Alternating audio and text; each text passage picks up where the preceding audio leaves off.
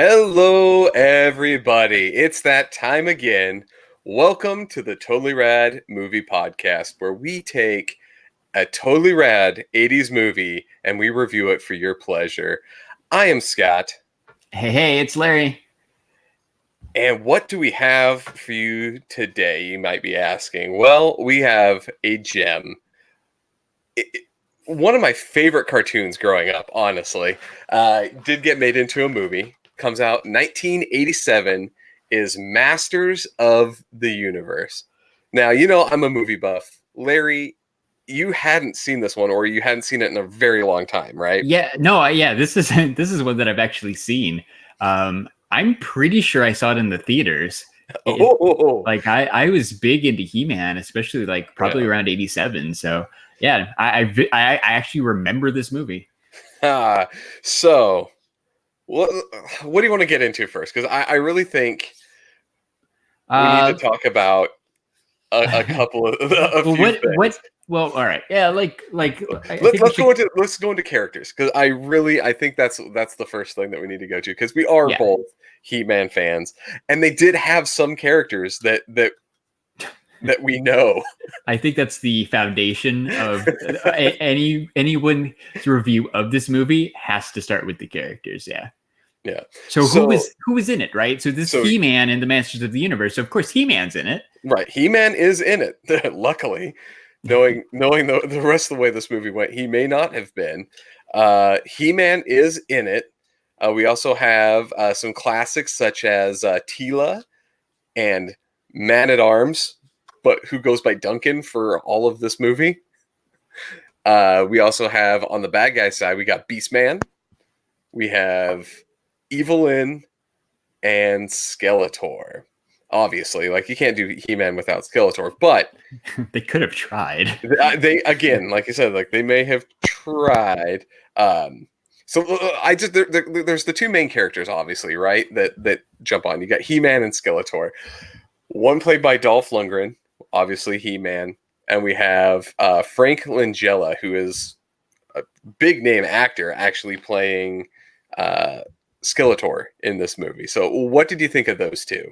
Yeah, I didn't know who he was. The guy who played Skeletor, without the mask, right? I never cared enough to look it up. But yeah, he's not like Tom Hanks or anything, but he's been in a lot of stuff. Yeah. He was cool. And Dolph Lundgren, he kind of looks like He-Man. I will give the cartoon version, so it made sense. I will give him this. He had the size and the build, and kind of the hair, already blonde hair with the longer blonde hair. He actually looks like He-Man. When you see him in the getup with the little sheath with the X on his chest, you're like, that's He-Man. And then he talks, but we'll get into some of that, because there's some interesting background stuff from that here. What was your thoughts on Skeletor, though? Because that's the more decisive character, right? He-Man just beats people up, but Skeletor has to be Skeletor. Skeletor is almost more of a main character in this than He-Man. Yeah. The good guys, He-Man's there, part of the good guy team. But yeah, Skeletor is the main bad guy. What's up, Funkos with Chris? Hey. He's kind of the main bad guy. I don't know, what are we talking? Character design? What did you like the look of him? He's okay. I get it. You can't make him look exactly like the cartoons. I guess kind of one of the main issues with this movie is all of the characters, even He-Man, He-Man's outfit, isn't exactly like the cartoons. You can't have Skeletor walking around with a yellow head, I guess, and a purple outfit, I guess. They could have. I do kind of like his voice. I like his voice, though. I will have to say, because he's very menacing. Because the cartoon was that. I'll get you next time, He-Man. Yeah, Alan Oppenheimer. So it's not. It's definitely evil, right, in the cartoon, but it's not menacing. Whereas this one, he's definitely got a menacing time. He quotes Shakespeare at one point when he's like I have no more mercy to give, or whatever, and zaps the lizard guy. He quotes Shakespeare of all things. He is a bad dude in this. but he has like a weird mask because you can see the actor's nose behind the skull. The cloth. Yeah, like Yeah. there's clearly a cloth part in the nose. But I don't know. It looks okay. Like the mask isn't bad. For like a mid 80s, very little CGI. Skeletor looks okay. And that, like you said, like character wise, like the actor did a great job. He's believable as a bad guy. Skeletor is like one of the good parts of this movie. Yeah, maybe the best part. I would say his performance is the best, and it's really like I said, it's the only thing good about this movie. There's not much else redeemed. We did miss a character though. There's actually two that we need to bring up, which are the new additions to this, because we had Julie.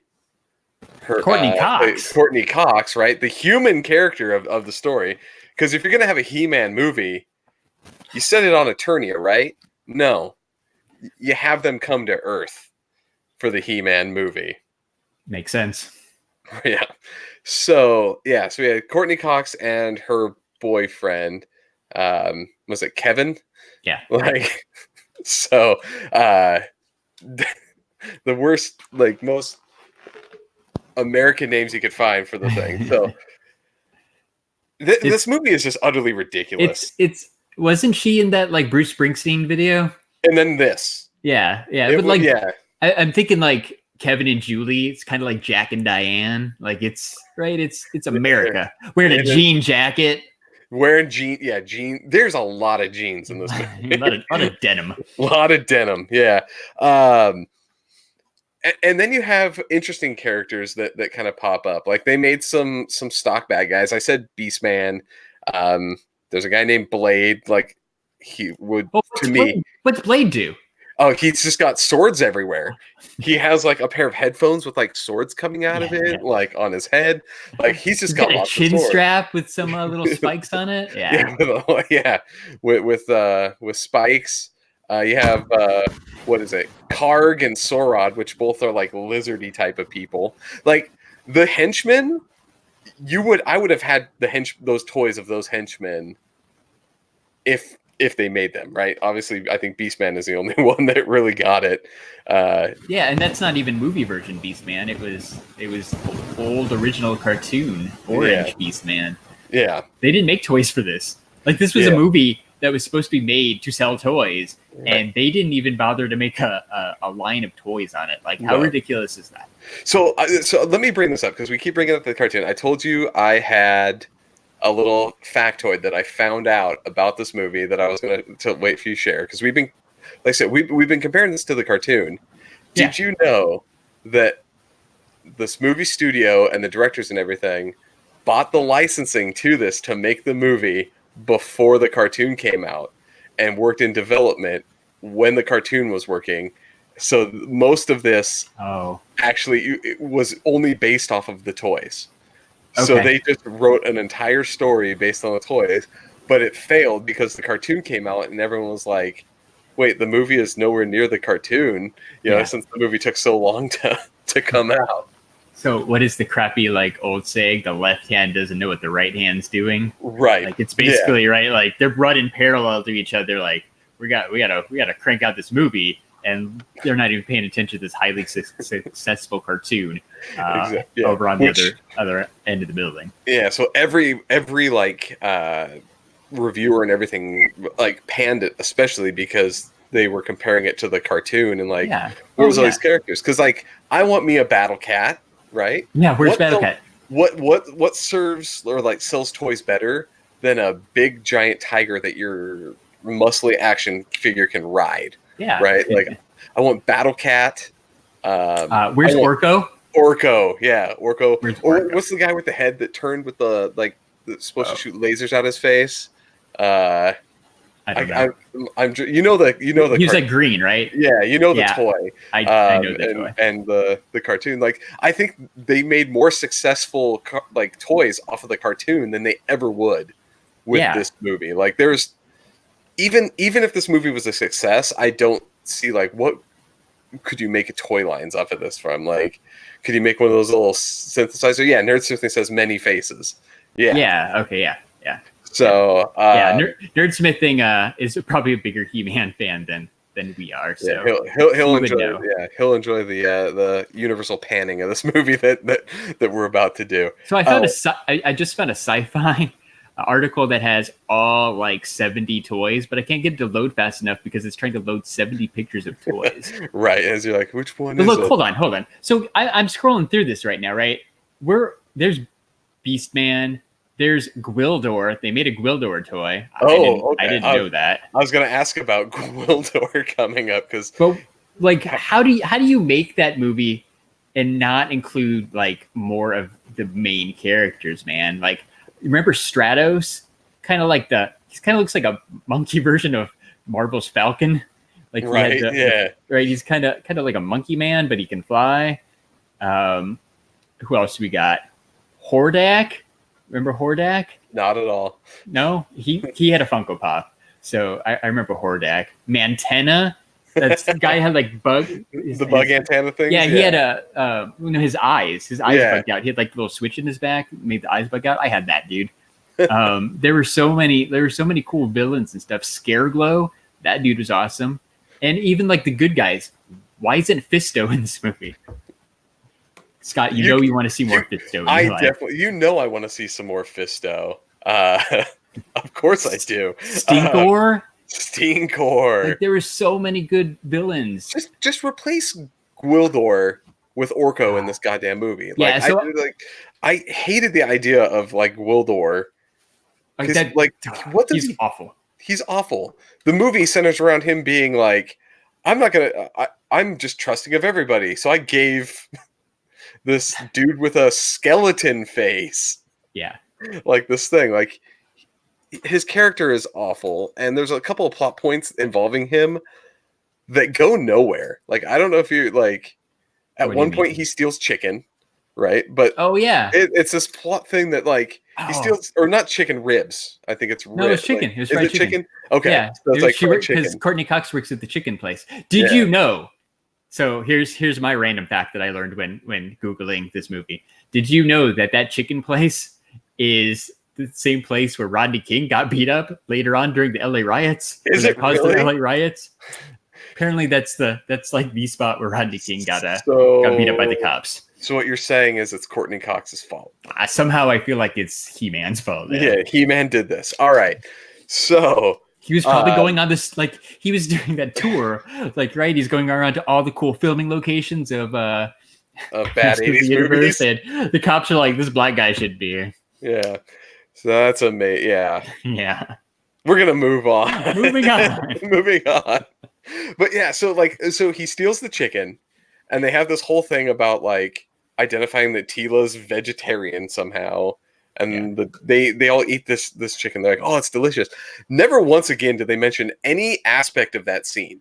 Like, no, it was weird. And it's funny. So I saw this as a kid, right? Mm-hmm. And it was only in the theaters for 3 weeks. I was like 6. But I vividly remember seeing this movie. And it's weird. Like, I remember the key, right? That weird spinny key thing that Gwildor has. And I remember that scene of them getting the chicken. Using a grappling hook to steal chicken out of somebody's car. That's all I really remember. Like, out of all the scenes, it's this stupid thing where they're sitting like in the parking lot eating chicken. Yeah. So there's that one, right? He steals the chicken. Other weird thing with him is he like finds a car, somehow upgrades it with like Eternian technology. Yes. And they drive it, and then never again is that car brought up. Like, no, he just like a nice 50s car too, right? Like, that he just finds and shows up and like, hey guys, I got a ride. Where did he get the tools? Where did he get? You think he needs some of the parts, right? Like, so weird. He's bringing up this like, I've turned it into this plasma generator thing. Like, how? Like, where did you do that? So yeah, right. He had a couple of scenes where I was like, he's literally supposed to be like the filler / comedic relief in this movie, but he doesn't do anything really that funny. I mean, kind of, but not really. Yeah. Like, he's just kind of more annoying than anything else. I can see where they were trying to make him funny, but yeah, like you said, he was not my favorite character. I read like I guess he was kind of supposed to be Orko, but like they couldn't afford the CGI to have like a flying character like that. So Right. they just got this like little person and threw him in a And costume and be like, new character, it's Gwildor. Gwildor. Gwildor, the keymaker. Kids are gonna want Gwildor toys. I do want a key though. I kind of actually want one of those. See, I remember that key with those like pitchforky things like spinning and that weird sound. Yeah, the Close Encounters song, basically. Yeah, and Kevin's like, it's a synthesizer. Like, check out these dope beats I can play on my new synthesizer I found in a graveyard. Yeah. So weird. So it's such an interesting setup. Like, why did they come to Earth? I guess that's the thing about the whole thing. It's a He-Man movie. Why set it on Earth? I don't know. Budget. Because they didn't have the money to make sets. Yeah. So a lot easier to go to LA and film outside the ghetto chicken place. Right. And to build an extra, you like they talk about Castle Grayskull at the beginning of the movie. You never see Castle Grayskull. No, you never see room. Yeah, like yeah, which I assume is Grayskull or like Snake Mountain. Like I don't really know. I believe they do say. Is it supposed to be Grayskull? No, I think they're in Skeletor's Castle Snake Mountain. Yeah. Snake Mountain. I think she says at some point, or she calls it Snake something, but I don't think she says it right. But like you could show, yeah, like you're talking like Battle Cat's pretty iconic. Like, what's more iconic than Castle Grayskull? Like that's like as far as like, there's some cool '80s play sets, but like Castle Grayskull was up there, man. Like it's probably top 2. Like it's really cool, and like they just kind of were like, we're gonna acknowledge it, but we're not even gonna show like a crappy drawing of it or anything. Like it would have been so cool to see that stuff. Skull in the little smoke at the very beginning when the narrator's talking about it. So it's there, but for like literally a brief second, and then they just move on. So yeah, like my only problem is the whole on Earth thing, and the fact that He-Man uses a gun in this. Yeah, like, so much like all guns. Like that's he barely uses a sword. At the end, he uses the sword at the end. He grand slams a dude with the thing when they're on the little hover bikes. And then, at the very end, he uses it, and he blocks a couple like incoming lasers. Like he like blocks lasers because, of course, it's lasers. That the guns shoot. He blocks some of the lasers and then shoots the people. So it's like, oh, he's using the sword as like a shield. It's like the whole thing is just. Did you get like how much of a Star Wars feel did you get from this? It was a lot of Star Wars, right? Very much Star Wars. Like you said, the guns are like they're laser guns. They're basically blasters, right? Dolph Lundgren's doing like his best Harrison Ford, pretending to be Han Solo, shooting at the bad guys, which are basically just instead of white stormtroopers from Star Wars, these are black troopers. That look an awful lot like. They're robot ones. Oh yeah, because Mattel wouldn't let them have anybody. Like you couldn't hurt a human. You couldn't hurt a human, so they made them all like spark like a robot, so you could be like, yeah, there you go, they're gone. Yeah. In fact, the only actual like death I think in this movie is what's his name, the Saurod, the snake guy. Oh yeah, because he gets exploded. Gone too soon. So justice for Saurod. That guy was actually kind of cool. Yeah, as far as the new characters go, but then they just disintegrate him. Yeah. He had that weird like neck thing going. Yeah, it like expand, like moved like out, a frog or something. I guess. Yeah, because he's reptilian. It was a good attempt at a He-Man villain. Yeah, it was a different enough villain. You also have, Evil Lynn was in there. That she did a really good job. Like they did, like she was a really good like bad guy. It's Evil Lynn. Like you got to. She was cool, but. The whole thing centers around the. I'm going to save this comment because I think this is my totally bogus for later. Uh-oh. So, stay tuned, guys. Stay tuned. Well, all right. So continue with the Star Wars thing. Okay. That one dude like reminded me a lot of Yoda too. Gwildor? And yeah, Gwildor. Thank you. Gwildor reminded me a lot of Yoda too.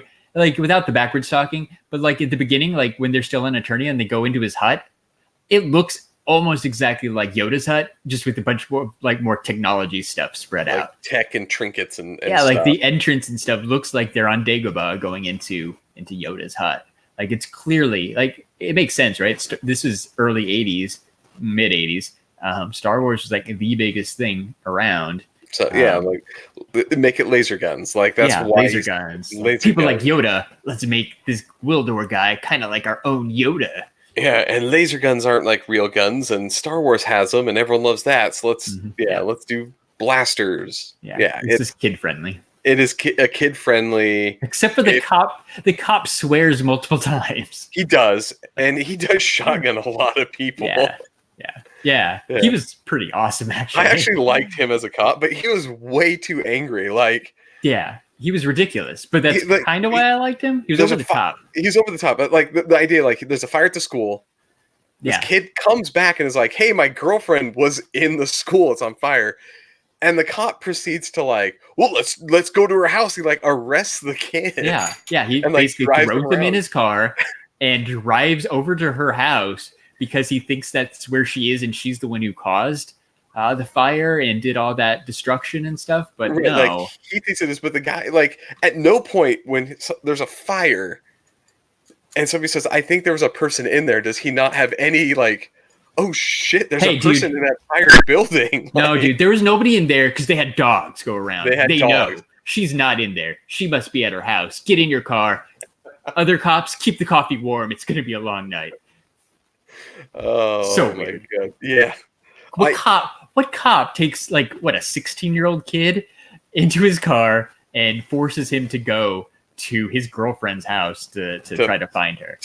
Like because she's a suspect. So weird. It's the weirdest thing, but it's so strange. Like he goes out and then there's like an end battle scene and he shows up and all the other cops just basically stand there because he has multiple at this point, and he runs in with a shotgun blazing, blasting. He's fairly fearless when all these alien creatures are robots or whatever are there invading the Earth. Interestingly, a very empty Earth. Because all of these streets in California are completely empty. There's no cars around. Nobody else around except for the main characters. I've been in LA. There's just plenty of parking. Normal. It's straight. Totally normal. That's 100% normal. Yeah. Like there's always parking and no one walking up and down the streets. No, absolutely not. Right, ghost town. Yeah. But yeah, like he's pretty fearless, man. Like there's all those bad creatures and he's like stepping up, even though he's not exactly sure what's going on. Isn't he the teacher from Back to the Future or the principal? He is. Yeah, he is from Back to the Future. Yeah, he was up in the 80s. All right. Angry bald man, number one. Angry bald man could play teacher or cop well. So we got to get into it. So we have our totally rad moment.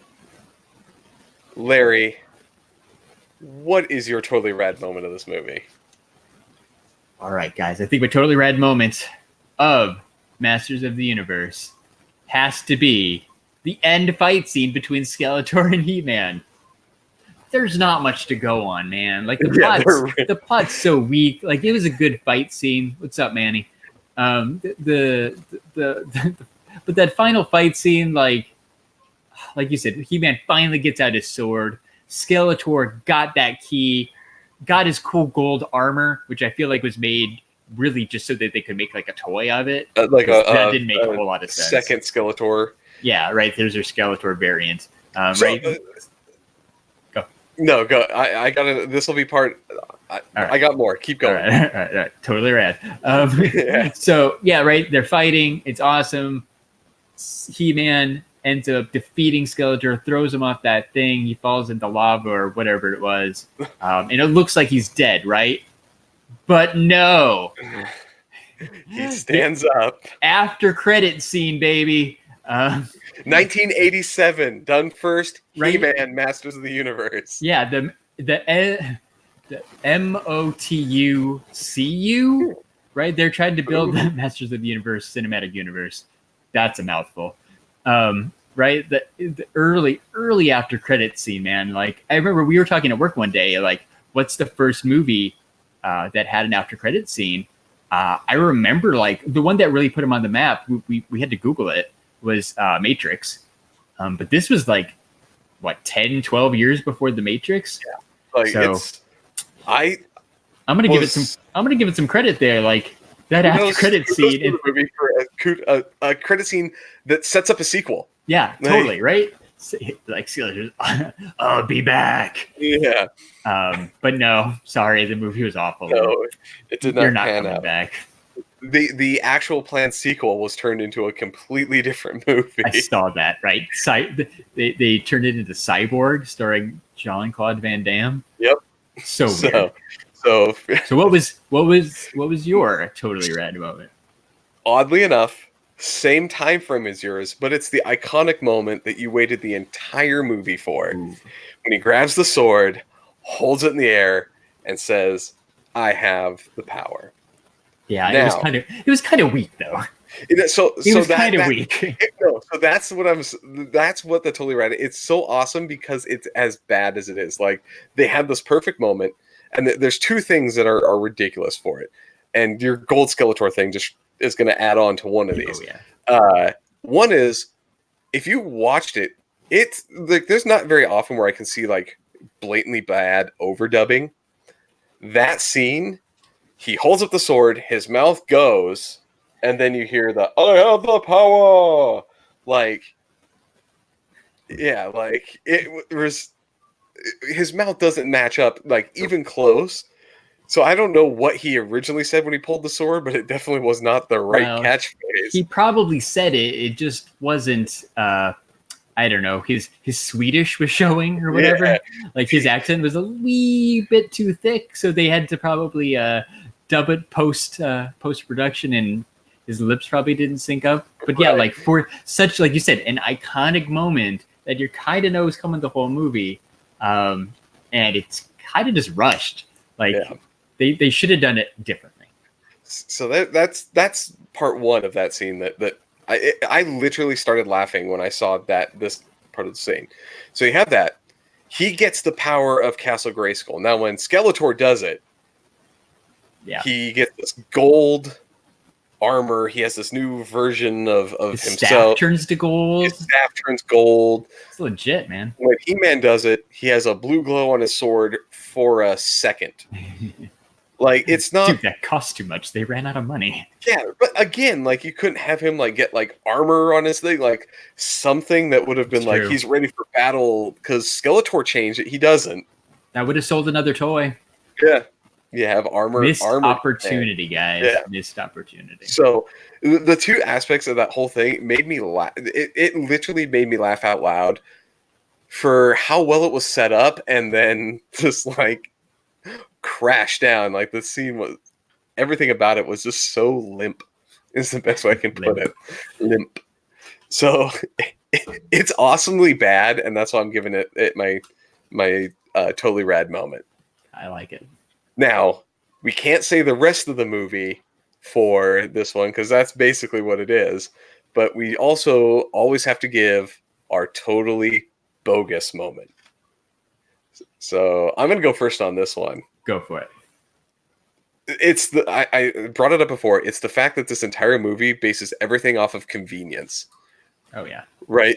Courtney Cox is conveniently in this cemetery where the thing shows up, the key.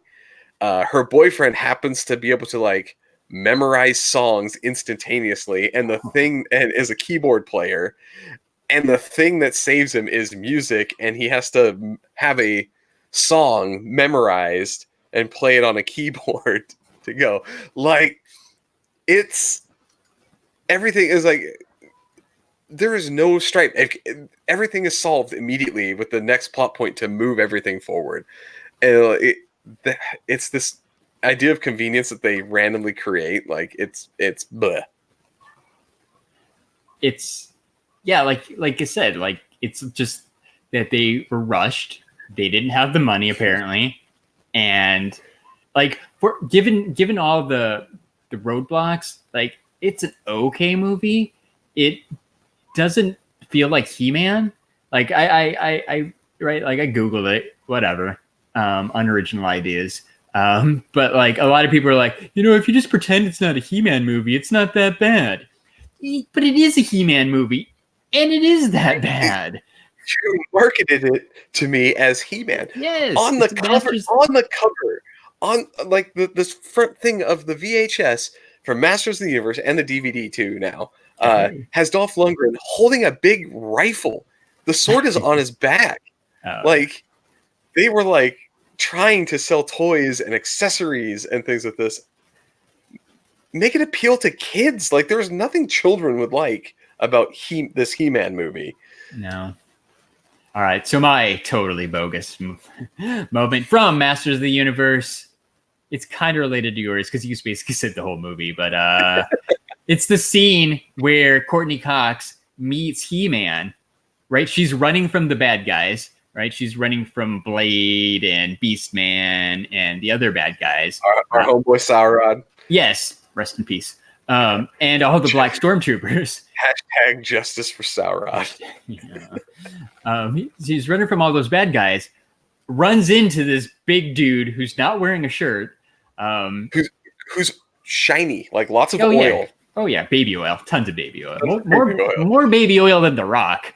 Yeah. Right? She runs into him, gets her hands all up on his greasy chest, isn't scared, even though he's clearly not a normal guy. Like Dolph Lundgren in real life is like what, like almost 7 feet tall. Like probably he's a big dude. He's a big dude. Like I run into him fully clothed and I would be concerned. Yet she runs into semi-topless. Yeah, right. Exactly. Like I mean, like he looks like he's coming from like a Renaissance festival or something. Like he's not a normal dude. And you're not worried at all about him. Like all of a sudden he just grabs you and he's like, "Hey, what's wrong? Why are you upset?" Yeah. And it's just, and she's like, she doesn't even hesitate, man. Like when Kevin runs into them, he freaks out and he's like, "Get away from them." But she's just like, "Sup?" So you're slightly less weird than these people running after me. Yeah. Save me, random buff guy. I would even argue maybe more weird. Because he's the one who grabs her, picks her up right away, and takes her away. It's a little rapey. I forgot that he did pick her up in like the bride carry. Yes, he carries her over the threshold like that, right? He, like a baby, he picks her up in his arms. Kind of rapey, man. That's my totally bogus moment. Like, now I gotcha. Teenage Courtney Cox isn't even afraid at all about this guy like wearing a cape and a loincloth. Like She missed a class for Stranger Danger where all strangers are dangerous. Yeah. Not just the monster-looking ones. Just the monster-looking ones. She's like the buff, oiled-up guy, probably pretty high up on the list of people you don't want to talk to if you don't know them. Yeah, let alone let them pick you up and we're just gonna go off and save the world. Why not? So yes, if I really could, like I said it before, this entire movie needs to have a totally bogus moment because there's so little redeeming about it. No. But and I can't get over the fact that they had like a universe created, right? All these characters, and they really didn't use any of it. Like I saw this when I was little, like pre-kindergarten Larry knew that this movie was junk. Like, because where was Orko? Where's Battle Cat? Where were all these characters that I knew and loved? And like, I remember sitting there in the theater, I'm like, this isn't He-Man. No, it's not. Like it's when a mixture. When a 6-year-old can figure that out, like there's problems. Yeah, it's bad. So we have to go through and give the official Totally Rad movie podcast rating for this movie, and I have to say it a couple times just to get the credit out there. We are not going to rate this on total movie quality, right? We are going to rate our movies based on kind of just the quality of entertainment that this movie brings and the nostalgia and all the stuff that kind of goes along with it. Like, You're talking this up, man. I am talking this up. What are you going to rate this? Like a 5? No. It gets some credit because it's one of those movies so bad that you have to watch it and keep reminding yourself of it.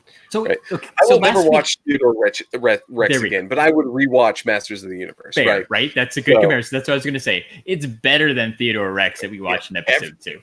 Everything is better than Theodore Rex. Like, I could literally we'll just sit and look out my window at a brick wall, and it's better than Theodore Rex. I say, as we go through this, we might find some more movies that are they're just doing the product placement for something that not even my koozie. Yeah, not even. So, right, what's your ranking, dude? Out of 5. Out of 5, I'm giving this one a 2. It's not very fun, but you have to watch it when it's on or when it's available, like at least once in a while. As bad as it is, it could be worse. Yeah, which is really hard to believe, but yeah, like it's tolerable. This, even though it doesn't feel like He-Man or Masters of the Universe, the cartoon, like it's okay. So yeah, I'm with you, man. Like as much as I hate to agree dead on, I was going to give it a 2 as well. It's the same ranking I gave Top Gun in episode 1. So really makes you think. We're not going on the best route with quality films, the first 3 of these. But I think I'm going to rectify that for you. So we haven't talked about what our newest or upcoming movie is going to be here. So I have a treat for you. Larry, do you like John Cusack? Who doesn't? Right. Do you want to see one of his first films that I think you probably haven't seen? I'll be honest, I don't know if I've seen any John Cusack movies. Then we got a treat. So I know I haven't seen it. So you like John Cusack. Do you like 80s skiing movies? That sounds like a good time. Do you like fourth wall breaks? Oh, absolutely. I love Saved by the Bell and Zach Morris. Time out. Time out. So if you like all those things, there's a movie called Better Off Dead. I believe from 1986. I'm going to say. I'll have to look it up here. I have no idea what that is. Yeah. Oh, no, never mind. 1985. So I have to add here. So it's a early John Cusack film. Last time I saw it, I was probably in high school. And I do remember at that point, it did make me chuckle a couple of times. So I think I'm going to pick a movie that we can actually praise here and give some credit to versus just shitting on it like we have the last couple. I know. Like I was thinking, dude, like how long before this Totally Rad Movie podcast just becomes me complaining about having to watch bad movies? Because I stopped and started Masters of the Universe so many times, but I got through it. I got through it. Yeah. So yeah, this one I really hope is going to be a straight shotter. Also free on YouTube for anyone who wants to watch along with us for next time. Solid. As is Masters of the Universe. If you're listening to this and you haven't watched it in a while, it is available for free on YouTube. So you just Google it. You got to watch watch a couple ads. It's really not even that many ads. Like you get more ads like in a 10-minute video than I did during this movie. Yeah, I would agree to that. So it's really not bad. So shout out to YouTube. Yeah. YouTube movies that they have a decent free library. Yeah. Speaking of YouTube, in the YouTube chat right now, because if you didn't know, we record the Totally Rad Movie podcast live on the STS Guys YouTube channel. Tyler Calvert brings up maybe the He-Man reboot starring Noah Centineo will be better. I don't think it will. Dude, do you know who that guy is? Yeah, I know who he is. That's the guy from that movie we like. What's it called? I totally spaced. To All the Boys. That guy from To All the Boys I've loved before, the awesome Netflix romantic comedy. Yeah. I love that kid. Yeah, I like the kid, but I don't see him as He-Man. Like Prince Adam? Yeah, I don't know. Maybe if he turned into like The Rock or something, I'd be like, all right, yeah. Dude, He-Man's coming back. So that's the new Masters of the Universe movie is supposed to come out in 2021. Funkos with Chris mentioned earlier the Kevin Smith reboot cartoon that's coming to Netflix soon too. They've already got that She-Ra cartoon that's in season 2 on Netflix. Yeah, so, dude, He-Man's back, baby. Yeah, maybe I kind of want to see Dolph Lundgren like cameo as something. He should be at least because now he can talk and he can actually act, and he's still a massive mountain of a man. It would be kind of funny if like somehow it's a throwback to this one, Or maybe he works at the chicken place. Or I just kind of want him to play like Prince Adam's dad. Ooh, yeah, that would and then be you cool. could be like, he was the first He-Man, and then I see, and right? then right, See, like, I see what you're doing. You're just building that MOTUCU. Yep. So now we got the new version is just Dolph Lundgren's He-Man's version of it's his kid. Yep, continuity, baby. And then you can bring in Battle Cat and Orko and this, and all the stuff everybody's wanted for the last 30 years. Exactly. Done. So that works. Like, do you have anything else to say about Masters of the Universe before we come to a close? No, thank you to everybody in the chat for hanging out. Thank you to Night Bodega, Manny, for throwing out this idea. Plus, I believe Super Mega fan Heather also suggested we watch Masters of the Universe. So thank you guys. I haven't seen this movie in 30 years, so it was a trip. Again, like the few scenes I remembered, like the chicken, like it was funny to me to see what like little Larry remembered from this movie. So thank you guys for encouraging me to watch it. I'm excited to see that John Cusack. There is his sister is Joan. Oh, his sister is Joan, also an actress. Too? I don't remember. They do work a lot together. But yes, so the Better Off Dead, John Cusack from 1985. In 2 weeks, because Totally Rad Movie Podcast, we record every other week. And if you want to check us out on Instagram and Twitter, we're at Totally Rad Pod. And then you should go check out the STS Guys too. We're at STS Guys. And speaking of the STS Guys, congratulations to me and Scott and Nate and Jeremy on recording the 100th episode of the STS Guys recently. Go check that out. It's available wherever you listen to podcasts, even Podcoin for like the next 6 days. So go ahead. Check us out on the STS Guys. Check us out on the Totally Rad Movie Podcast.